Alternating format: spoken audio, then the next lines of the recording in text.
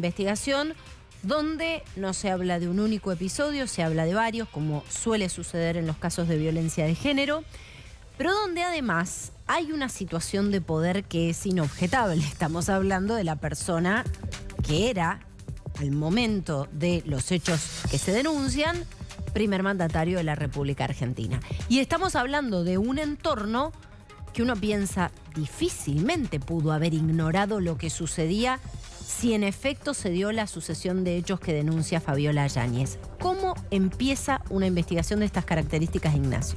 Mira, esto se reconstruye, Caro. En las últimas horas me cansé de escuchar gente decir cualquier barbaridad. ¿Por qué? Porque mucha gente cree que porque Fabiola Yáñez tenga fotografías y las agresiones hayan sido hace mucho tiempo, la justicia no va a poder hacer nada. Esto es un terrible error garrafal. Lo que va a hacer la justicia es convocar a un grupo de peritos especializados, como dicen los protocolos. Lo primero que se va a hacer es comprobar la autenticidad de las fotografías, videos que ella tenga, tanto en sus dispositivos tecnológicos como también en los dispositivos de la secretaria de Alberto que están secuestrados en Comodoro Pi. Y una vez que vos comprobás la autenticidad y si vos te encontrás con fotografías de una mujer, por ejemplo, que tiene una trompada en el ojo, que tiene un golpe en la cabeza, que tiene agarrones, que tiene arrastres, que tiene tirones de pelo, maniobras de estrangulamiento, etcétera, que son las lesiones típicas de la violencia de género, lo que hacen los peritos es determinar qué tipo de lesión tiene, cuál fue el mecanismo que lo generó, es decir, le pegaron con un palo, le pegaron con un florero, le pegaron con un cenicero, le pegaron una trompada, le pegaron una patada, la rajuñaron. Por otro lado, determinar la data, es decir, lo que yo estoy viendo en la fotografía, cuál es la data, cuál es el tiempo, es una herida inmediata, mediata o tardía, depende en qué periodo fue realizada. Y por otro lado, cuál fue la evolución. Por ejemplo, las heridas tienen distintas evoluciones, depende, por ejemplo, la coloración.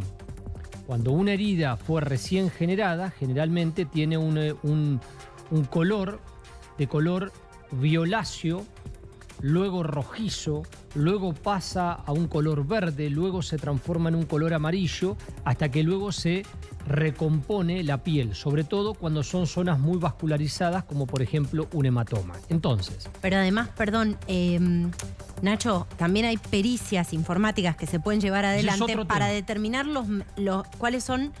A ver, yo no soy especialista, pero la he escuchado de manera muy atenta a Mariana Cebulín cuando habla de metadatos, por ejemplo, claro, que son los datos sobre ese contenido generado para poder traquear si en efecto es una foto correspondiente a esos días en los cuales se envió el contenido. Digo, hay un montón de cuestiones que hoy se pueden determinar. Totalmente. Incluso transcurrido tanto tiempo, ¿no? Porque eso está ahí. Totalmente, Caro, y está muy bien que lo señales, porque justamente lo que hay que comprobar es la autenticidad de la foto.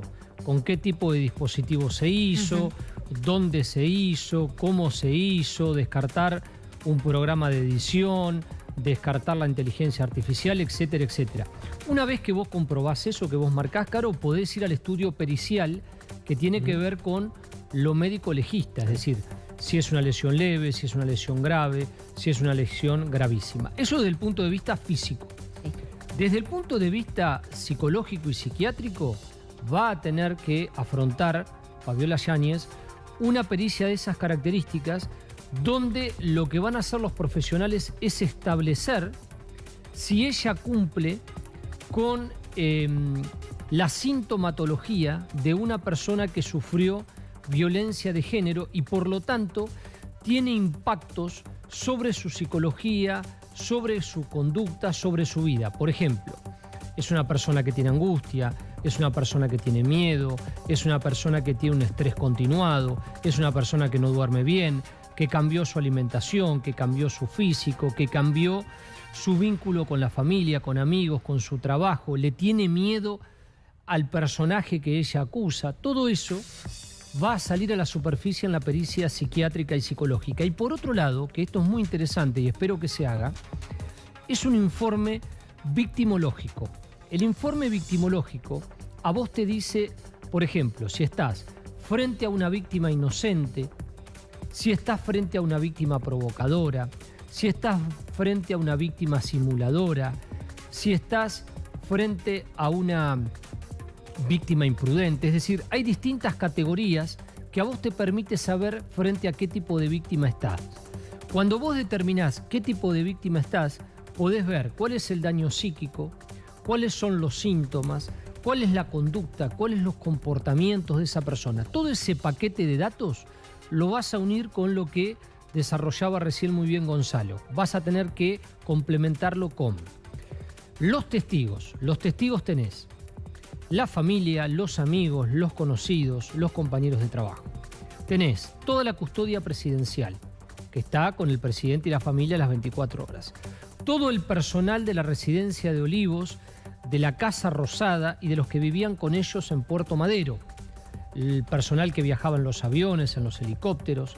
La unidad médica presidencial, ojo con esto, a cargo del doctor Federico Saavedra, que fue durante una década el médico de Alberto Fernández. Después tenés que ir al registro de los movimientos, los registros escritos, los libros de entrada y de salida de los lugares, para saber cuándo ocurrieron las cosas en tiempo y espacio. Las comunicaciones, mails, redes sociales, teléfonos celulares, teléfono fijo, las cámaras de seguridad. Tenés por delante un trabajo impresionante, pero que se puede descubrir qué fue lo que pasó efectivamente. Bueno, y mientras tanto también hay otro canal de investigación que a mí me parece importante, porque digo, ahora vamos a escuchar y ya estamos escuchando a muchos, actuando sorprendidos, a muchos, quizás algunos de ellos en efecto lo estén, a muchos diciendo que ignoraban lo que sucedió. Lo que pasa es que es muy difícil de creer y de pensar que cuando alguien es el presidente de la República y está rodeado de asesores, de personas que lo asisten, cuando alguien es la primera dama y está rodeada también de personas que lo asisten, es muy difícil pensar que no había un círculo, al menos un círculo cercano, por no hablarte de más círculos ya más indirectos que pudieron haber tenido información sobre esto. Es muy difícil pensar que no lo hayan sabido. Sí. Y marco esto porque quizás se abra otro carril de investigación por otros delitos vinculados al encubrimiento. Sí, totalmente, claro. Ahí vos tenés una paleta de delitos posibles, como por ejemplo el incumplimiento de los deberes de funcionario público, para aquellos que debían hacer y no hicieron. El encubrimiento, que puede ser un encubrimiento común o agravado. El encubrimiento agravado, por ejemplo, sería si un día la atendieron a Fabiola que estaba golpeada, la atendió un médico y ocultó el informe. La falsificación de documentación, el abuso de autoridad, todo eso va a tener un correlato, pero no otras causas judiciales que van a ser conexas a la principal. Yo estaba pensando acá, y un poco lo debatíamos con Gonzalo, yo continué un poco la averiguación. Todavía no está claro qué va a pasar con la causa de violencia de género. Una posibilidad es que salir de Comodoro Pi va a salir seguro, yo no creo que siga en Comodoro Pi. Puede pasar a la justicia federal de San Isidro o puede pasar a la justicia ordinaria. Independientemente de eso, el carril más lógico de esto sería una causa por violencia de género que contiene lesiones como agravante en el contexto del artículo 89 o 90 del Código Penal, y todos los agravantes que tiene pueden generar penas de 6 a 2 años de prisión, el mínimo, o de 3 a 10 años de prisión, depende de los agravantes. Ese es un poco la consecuencia que puede tener desde lo jurídico para Alberto Fernández. Pero por supuesto, ahora ella tiene que aportar documentación y él va a tratar de contrarrestar lo que ocurre. No nos olvidemos el tiempo que ha pasado. El tiempo que ha pasado acá tiene un punto central. Igualmente, con todas las pericias que hemos descrito, yo creo que tienen un buen material como para hacerlo a conciencia y poder avanzar. Gracias.